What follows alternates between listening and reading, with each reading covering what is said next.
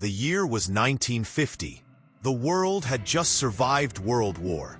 But on the Korean Peninsula, another was about to begin. A war not for territory, but for ideologies.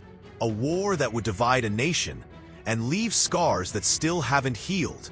After World War II ended in 1945, the Japanese Empire surrendered and Korea, after 35 years of brutal Japanese occupation, was finally free. But that freedom came with a price. The United States and the Soviet Union, the new superpowers of the world, took Korea as a pawn in their global Cold War game. They divided Korea at the 38th parallel. The North would be under Soviet influence, the South under American. North Korea became a communist state under Kim Il-sung, trained and backed by the Soviets. South Korea, under Syngman Rhee, leaned towards capitalism and democracy, though under U.S. supervision. No one asked the Korean people what they wanted. Families were split. Friends became enemies. A nation divided overnight. Tension grew, and then it exploded. At 4 a.m., without warning, 135,000 North Korean soldiers stormed across the 38th parallel. Tanks rolled, artillery fired, civilians ran. This was no small skirmish. This was an all-out war. Within 3 days, Seoul, the capital of South Korea, had fallen. The North's army, well equipped by the Soviets, crushed the unprepared South Korean forces. President Syngman Rhee fled. Panic gripped the South. The United Nations, led by the United States, called it a violation of peace. And in just 48 hours, international troops were mobilized.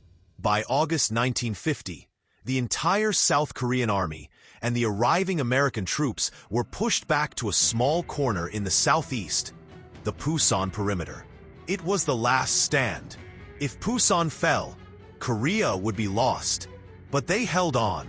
Reinforcements, weapons, and strategy turned the tide. General Douglas MacArthur, the American war hero, devised a bold plan, something no one expected. On September 15, 1950, the U.S. launched a daring amphibious assault at Incheon, far behind enemy lines. The landing was risky. The tides were brutal. The geography unpredictable. But it worked. North Korean forces, shocked and surrounded, began to collapse. The South was liberated. Seoul was recaptured. The UN and US forces advanced north, too far north. They pushed all the way to the Yalu River, near China's border. And that was the biggest mistake. China had warned the US, "Do not approach our border." But MacArthur ignored it. In late October 1950, over 300,000 Chinese troops, hidden in mountains, crossed into North Korea under the cover of night. Like ghosts, they attacked in waves. With horns, drums, and screams, they overwhelmed the American forces. The UN army was forced to retreat. Seoul fell, again. It was a chilling turnaround. The tide had shifted. By early 1951, the war had become a stalemate. Both sides dug trenches. Endless battles were fought in snow, mud, and mountains. Heartbreak Ridge, Pork Chop Hill, Bloody Ridge, names soaked in blood. Meanwhile, behind the scenes, peace talks began, but they dragged on for 2 long years. No side wanted to surrender. The main disagreement? What to do with prisoners of war who refused to return to their home countries. The number of dead grew higher and higher. Finally, after 3 years of fighting and over 5 million deaths, a ceasefire was signed on July 27, 1953. But it wasn't peace.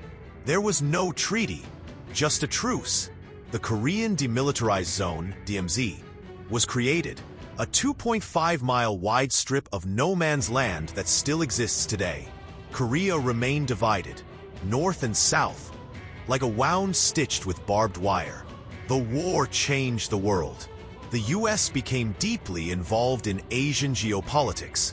China emerged as a military power. The Soviet Union saw the limits of American patience. South Korea, though devastated, would later rise to become an economic powerhouse. North Korea, under Kim Il-sung, turned into one of the most isolated regimes in human history. A dictatorship passed from father to son like a throne of fear. And the war? It was never officially ended. Even today, over 28,000 US troops remain stationed in South Korea. Despite the death toll, the destruction, and its impact on global politics, the Korean War is often called the Forgotten War. It was overshadowed by World War II before it, and by Vietnam after it. But for those who lived it, who lost families, homes, and hope, it was anything but forgettable. A war that never declared itself. A line that still cuts through hearts and history. This is the story of Korea, a nation broken by war, but never broken in spirit. Subscribe for more untold stories. Like, comment, share this forgotten chapter of history. Because history forgotten is history repeated.